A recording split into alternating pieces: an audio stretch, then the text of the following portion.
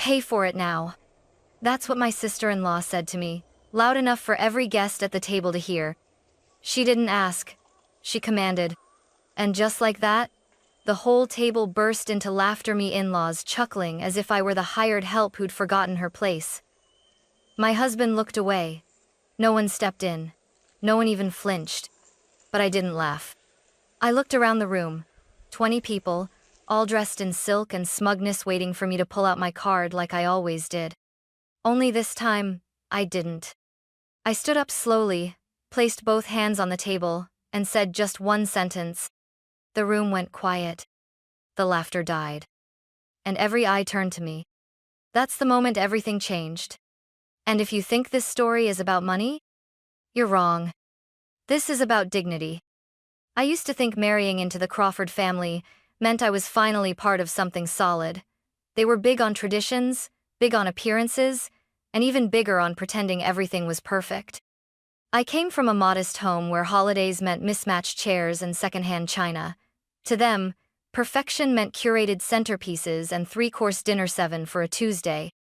When I married Daniel, I told myself I could learn their rhythm. That if I kept quiet, gave enough, smiled at the right moments, they'd eventually stop treating me like an outsider. They never did. The first few times I picked up the check at family dinners, it was subtle. "Oh, Emily, you work in finance, you've probably got this." Or, "You're just so good with numbers, honey." I didn't mind. It felt generous, adult, useful. But then it became expected. When someone forgot their wallet, it was always during a meal I was invited to. When the bill came, it never landed in front of anyone else. And when it did, eyes shifted toward me like it was a joke we all shared, but I wasn't laughing. At first, I rationalized it. I told myself they were just unorganized, or maybe I really was the one best suited to manage these things. Daniel, my husband, would squeeze my hand under the table and whisper, "Thanks, Em, you're amazing." But slowly, his thank yous stopped. And his hand stopped reaching for mine. That's when I realized I wasn't just helping. I was being used. It wasn't just dinners, either. It was birthday gifts, spa packages, hotel reservations, vacation deposits. His sister, Madison, once accidentally booked a weekend in Aspen and added my name to the invoice, texting, "Hope you don't mind, it's easier that way, right?" And I paid. Every single time. I kept thinking if I gave more, they'd see me differently. That maybe the money I spent would earn me something more than polite nods and condescending smiles. Instead, all it earned me was silence when I needed support. Like the night I was promoted to VP, we were all at dinner, and when the announcement popped up online, I looked around the table smiling, expectant. No one said a word. Not Daniel, not his parents, not Madison. It was like the success of a woman in their circle didn't count unless she'd married it or inherited it. That night, I paid the bill again. And I went home with a lump in my throat and a credit card receipt for $380. But I still wasn't ready to walk away. Not yet. Daniel wasn't a bad man. That's the part that made it harder. He was gentle, funny in his quiet way, and he adored his family maybe too much. From the beginning, I knew he'd never raise his voice to them. I just didn't realize how completely he would lower his voice for me. When we moved in together, I noticed the subtle signs. Decisions he deferred to his mother, bank accounts he kept temporarily tied to her for emergency reasons, and the way he always hesitated when I brought up setting clearer boundaries with Madison. He'd rub the back of his neck, sigh, and say, "They're just used to things a certain way." That certain way meant every family gathering revolved around his parents' preferences. If I suggested something different, a new restaurant, a simpler party, I was met with awkward silence or, worse, thin smiles that didn't reach anyone's eyes. And yet I kept showing up. I helped cook. I decorated for their birthdays. I organized spreadsheets for holiday shopping so nobody was forgotten. One Christmas, I stayed up till 3 a.m. wrapping 37 gifts, none of which had my name on the tags. I laughed it off when Madison said, You're so good at this, like a real little elf. It stung more than I admitted. I bought my mother-in-law a leather handbag she once admired in a magazine. 200, even on sale. She opened it, smiled, and said, "It's a nice imitation," before moving on to the next box. Daniel saw the look on my face. He didn't defend me. He just whispered, "Don't take it personally. She's particular." Particular. That was the word he always used when they excluded me from things. When they posted group photos I wasn't invited to. When they accidentally made brunch reservations for 6 instead of 7. But the worst part wasn't what they did. It was what I allowed. I kept thinking if I endured enough, if I earned enough, paid enough, they'd stop treating me like a temporary guest at their permanent table. I was wrong. Over time, I felt myself shrinking. Not visibly. I still smiled, still brought wine, still carried my gold card in my purse just in case someone forgot, but inside, something in me had begun to erode. My sense of self, my dignity, my voice? Still, I told myself, just make it through the next event. Then decide. That next event? It would be the night everything fell apart. The family party where Madison barked, "Pay for it now." The night the jokes stopped. The night I stood up. But before we get there, you have to understand the cost I had already paid. And why silence was no longer an option. I started keeping track. Not out loud, not in a spreadsheet, not yet, but in my head, like a mental ledger carved line by line every time someone handed me the bill with a smile, every time Madison forgot her card, every time my name was nowhere on the group thank you post, even though I had paid for half the event. At first, it was just a feeling. A sinking weight in my chest, a silent itch behind my ribs that whispered, "This isn't right." But I silenced it. I told myself, this is what family does. Family supports each other. But that wasn't true, was it? Because support goes both ways. I began to notice the imbalance in small, sharp moments, like the time I got the flu and had to cancel brunch with my in-laws. No one checked in. But the next week, when I didn't show up with the custom cupcakes I had promised for my niece's birthday, Madison texted, "Wow, thanks for bailing. Real classy. No, hope you feel better." Just disappointment that I wasn't there to decorate her child's party like I always did for free. There was the vacation to Napa Valley, organized by my mother-in-law, who had accidentally booked one fewer room. Guess who ended up sharing a fold-out couch in the suite while Madison and her husband had a king with a vineyard view? They said I was so chill and easygoing. What they really meant was, I wouldn't complain, I'd never say no. Until I started whispering it to myself. No. It became a mantra, repeated behind every forced smile. No, I don't deserve to be treated like a credit card with legs. No, this isn't how love should feel. No, I will not keep shrinking to make them comfortable. Eventually, the ledger in my head turned real. One night, after paying for yet another dinner Daniel had forgotten to plan for, I opened my laptop and began typing. I created columns: date, event, amount, who benefited. 3 years. 78 events. Over 91, 0. And those were just the receipts I still had. I stared at that number. It didn't even make me angry. It just made me tired. That night, I couldn't sleep. I lay beside Daniel, listening to the quiet of our apartment, and realized they didn't love me for who I was.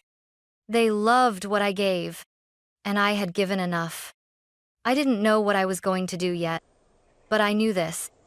The next time they handed me the bill, I wouldn't pick it up. I'd pick me instead.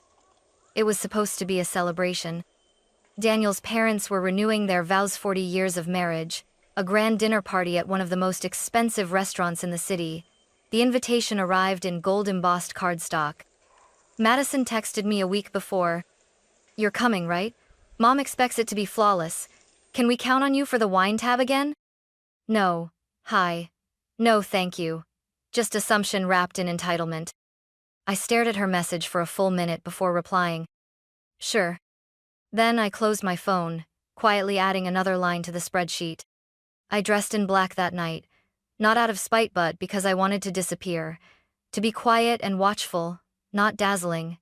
Madison wore red, bold and smug, like she was walking into a coronation. My mother-in-law was dripping in pearls. Daniel adjusted his cufflinks 3 times before we left, nervous energy radiating from him like a boy about to fail a test he never studied for. The restaurant was candlelit and extravagant. White linen, crystal glasses, waitstaff in bow ties. A jazz trio played softly in the corner. The Crawfords had filled 2 long tables with family, friends, and distant connections I didn't even recognize. But no one seemed to notice I was alone at the end of the table, pouring my own water while everyone else laughed in clusters. As the courses arrived, steak, wine, lobster, cakeith, mood swelled, toasts were made, speeches delivered. Madison made sure to name every family member who helped make the event possible. My name was never mentioned, but I had expected that. What I didn't expect was what came next. The waiter arrived with the bill, a small leather folio set discreetly at the center of the table. Madison reached for it first, skimmed the total, and raised an eyebrow dramatically. "Oh wow," she laughed, holding it up like it was part of a magic trick. "Who knew love costs so much?" She turned to me, handed me the folio, and said it like it was the most natural thing in the world. "Pay for it now." Just like that. Like a command. The laughter around the table echoed instantly. My father-in-law chuckled. My husband looked away. Even my mother-in-law sipped her champagne without flinching. The joke had landed. I was the punchline. But this time, I didn't laugh. I didn't even blink. I picked up my napkin, folded it slowly, and laid it across my plate. Then I stood. The chair scraped back on the marble floor, loud enough to silence half the table. Madison still smirked, as if daring me to make a scene. But I didn't need to raise my voice. Because I had brought something more powerful than words. I brought the truth. I didn't pick up the bill. Instead, I reached into my purse and pulled out a thick white envelopion I had sealed myself just that morning. Every finger at the table seemed to pause midair as I held it up, letting the weight of it speak before I did. "You want me to pay?" I said calmly, my voice cutting through the clatter and laughter like a clean blade. "All right, let's talk about what I've already paid." Madison rolled her eyes. "Emily, it was a joke. Lighten up." But no one else was laughing anymore. I slid the envelope across the table to her. "Inside, you'll find every major expense I've covered in the last 3 years. Dinners like this, birthday parties, spa weekends, Napa, flights to Charleston. Your daughter's preschool tuition, yes, I covered half when you said it was a rough month." My mother-in-law's glass froze midair. "I itemized everything," I continued. "Because I wanted to be sure. I wanted to know if I was imagining things. If I was just being dramatic, ungrateful, or selfish like you've all hinted before." I turned to Daniel. "Even you." He stared at me, wide-eyed, pale, speechless. Madison opened the envelope, leafing through the printed spreadsheets page after page after page. "That total," I said, "comes to 97,640.2.18, not counting tonight's dinner." Gasps rippled down the table. One uncle choked on his wine. Someone else muttered, "You're kidding." But I wasn't. I let the silence stretch. No one could pretend anymore. Then I turned to my in-laws, my voice unwavering. "You've treated me like a bank with a dress on. Not a wife, not a daughter-in-law, not family. Just someone convenient.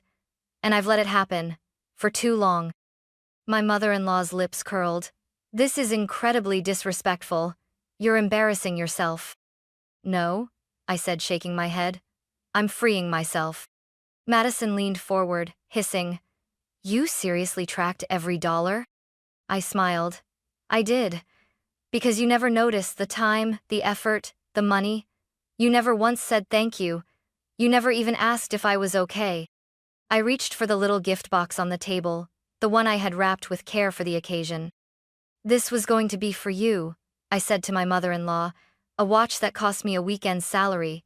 But now, I'm keeping it." I picked up my clutch, straightened my shoulders, and looked around the room one last time. Let this be my final contribution to the Crawford family. I turned to Daniel. I'm done. And whether or not you choose to follow me, I'm walking out of this restaurant with my dignity, and that's more than anyone here ever gave me. Daniel opened his mouth to speak, but no words came out. His mother reached for his arm like she always did, always ready to pull him back under her control. But I had already stepped away. I walked toward the exit slowly, not in anger, but in clarity. And as I passed the host stand, I paused. I turned, not to look at them but to speak loud enough for the whole room to hear. By the way, I said, I booked this restaurant for you. The deposit was non-refundable, so technically, you've already used me tonight. Congratulations. Then I left. I didn't cry in the car. I didn't blast music or scream or call a friend. I just drove in silence, letting the glow of streetlights blur through the windshield as if the whole night had been a fever dream. My hands were steady on the wheel, my breathing calm. But something inside me had shifted so profoundly. It was like I had finally stepped out of someone else's life and back into my own. That restaurant door hadn't just closed behind me. It had sealed off years of humiliation I didn't even realize I'd accepted. By the time I reached home, not hours, I was exhausted. I peeled off the dress I had chosen so carefully, the heels I had broken in just for tonight, and tossed them into a donation bag. I made myself tea, sat on the floor, and watched the steam curl toward the ceiling like smoke rising from something I had finally burned to the ground. The next morning, the phone calls started. First, Daniel. 6 missed calls. Then a text. Please, just talk to me. Then his mother. That was cruel. You embarrassed our entire family. Followed by Madison. Wow, you've always been dramatic, but that was next level. I didn't respond. By noon, Daniel was at my door. I didn't open it. He left a note instead. No apology, just confusion. Hurt. Why didn't you tell me it got this bad? I wanted to laugh. I had told him.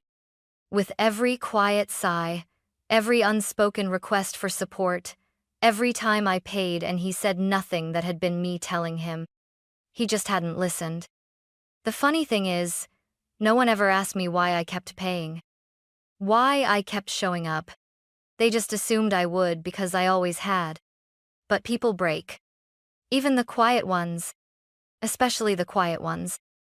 That weekend, I deactivated the joint credit card. Transferred the last of my savings to a personal account. Texted my HR department and requested a week off. I needed space. Not just from them but from the version of me that tolerated them. Daniel finally sent one more message. I didn't realize how much you were carrying. I'm sorry. I should have protected you. I stared at the words for a long time. And for the first time in years, I felt nothing but peace. Because this wasn't about whether he was sorry. It was about the fact that I was no longer available to be used, thanked, or forgotten. I had nothing more to give them. And everything left to reclaim for myself. I spent the first week alone. Not in loneliness, but in something softer, something I hadn't felt in a long time. Relief. No one asked me to cover a bill. No one made backhanded comments about how ambitious I was. No one guilt-tripped me into showing up, dressing up, or paying up. I slept in. I made coffee slowly. I walked around the block in leggings and no makeup without worrying that Madison would comment on how I let myself go. I reread old novels and filled the silence with jazz because I liked it, not because it matched a family dinner ambiance. My apartment, which once felt like a waiting room between obligations, began to feel like a home again. I pulled the spreadsheets off my desktop, deleted them. Not because the data didn't matter, but because the accounting was over. The next few weeks unfolded like quiet revolutions. I met up with friends I hadn't seen in months, women who had once said, "You've changed since you married into that family," and I had dismissed them. They were right. We had long dinners filled with laughter, and no pressure to split the check with awkward glances. I remembered what it was like to be around people who didn't expect anything from me, except honesty. Who listened when I spoke. Who didn't make me feel small to feel bigger themselves? I booked a solo weekend in Sedona. Hiked alone. Slept under starlight.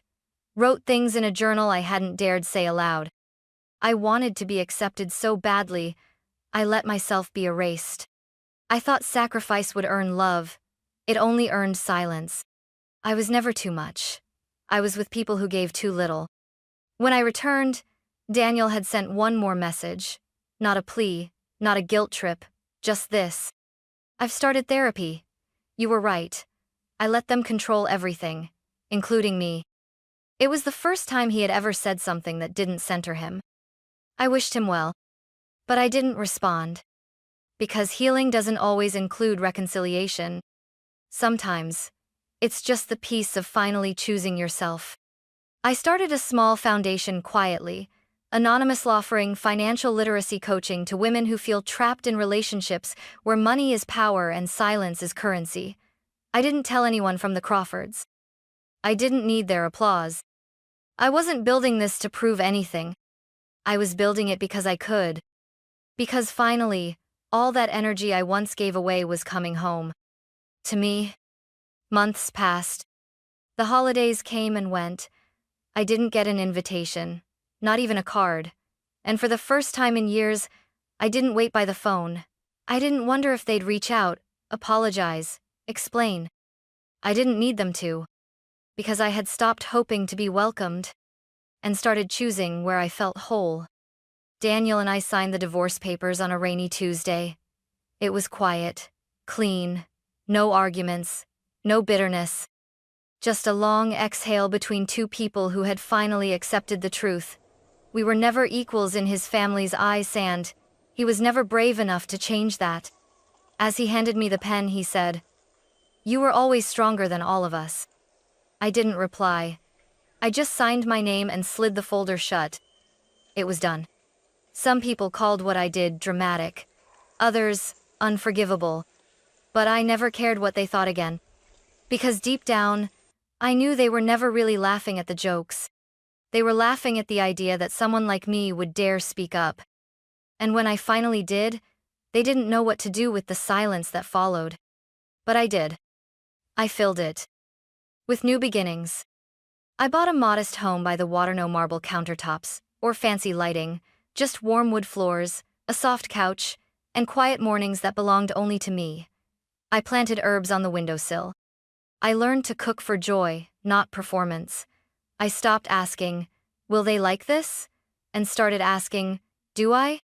One afternoon, while walking by the lake, a stranger complimented my earrings. I thanked her, and she smiled. "You look like someone who knows exactly who she is." And for the first time in a long time, I believed it. Not because I had money, not because I had status, but because I had boundaries, and the courage to enforce them. I don't know if the Crawfords still talk about me. Maybe they do. Maybe they call me ungrateful, difficult, selfish. But that's okay. Let them tell whatever story helps them sleep. I know the real one. The one where I finally stood up in a room full of people who took me for granted, and chose, with steady hands and a clear voice, to leave. Not because I wanted to punish them, but because I finally understood that being the one who always pays doesn't mean you're valued. It just means you're available. And I'm not anymore.